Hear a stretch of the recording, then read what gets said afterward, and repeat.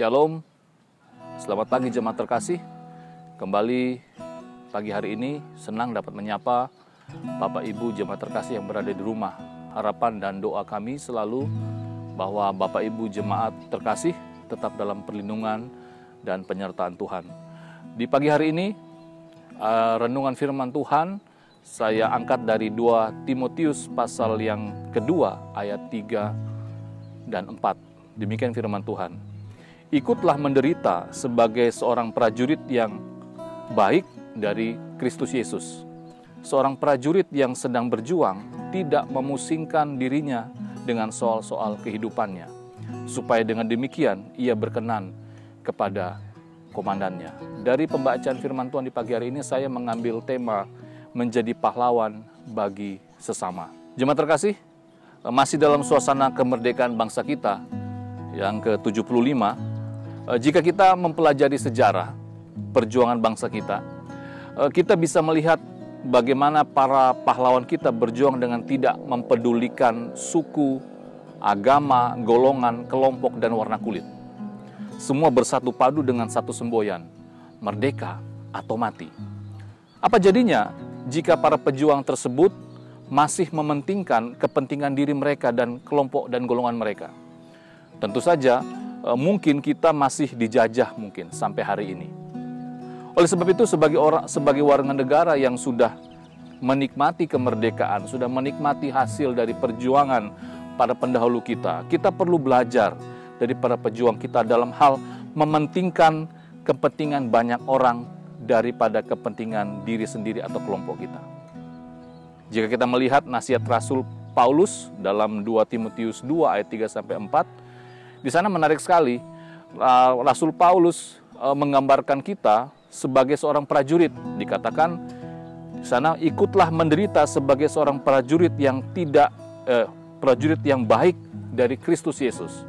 Seorang prajurit yang sedang berjuang tidak memusingkan dirinya dengan soal-soal penghidupannya, supaya dengan demikian ia berkenan kepada komandannya.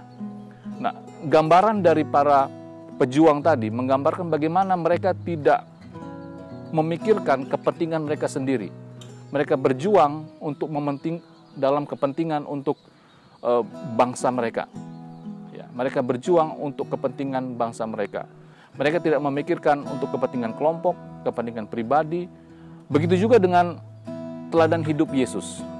Kalau kita melihat Yesus, dia adalah Tuhan yang meninggalkan surga, rela terpisah dari Bapa demi kita orang berdosa, bahkan dia rela mati demi menebus dosa semua umat manusia, karena ia menghendaki supaya jangan ada yang binasa. Ini juga menjadi contoh buat kita bahwa Yesus datang ke dunia, menyelamatkan kita, tidak memikirkan kepentingannya, tidak memikirkan kepentingan kelompoknya, tetapi justru memikirkan kita sebagai orang-orang yang perlu diselamatkan. Jemaat terkasih, masih dalam suasana kemerdekaan RI yang ke-75, saya sebagai hamba Tuhan mengajak kita semua harus mau belajar tidak mementingkan diri kita sendiri. Baik sebagai warga negara, dengan turut peduli tentunya, minimal dalam kehidupan kita bermasyarakat, dan juga sebagai orang Kristen, di tengah-tengah kehidupan berjemaat, tentunya kita juga harus mementingkan kepentingan bersama di atas kepentingan pribadi. Dengan demikian, kesaksian kita sebagai orang Kristen menjadi lengkap. Bukan saja kita bisa menjadi saksi dalam lingkungan kita, tetapi kita juga menjadi saksi dalam lingkungan berjemaat di gereja kita. Jemaat Tuhan, mari kita berdoa bersama-sama, mohon rahmat dan berkat Tuhan di pagi hari ini. Bapa, kami bersyukur kepadamu, karena sekali lagi di hari ini, hari yang baru Tuhan memberikan kami kesempatan untuk kembali lagi beraktivitas. Kami tahu bahwa dalam kehidupan kami masing-masing, tiap-tiap pribadi maupun dalam kehidupan kami dalam keluarga dan di dalam bermasyarakat, kami belajar bagaimana kami harus mementingkan kepentingan bersama di atas kepentingan pribadi kami. Dan mampukan kami agar kami dapat peka dalam melihat dan mencermati kehidupan kami pribadi lepas pribadi. Sehingga kami sungguh-sungguh boleh menjadi teladan dan kehidupan rohani kami boleh menjadi kesaksian yang baik.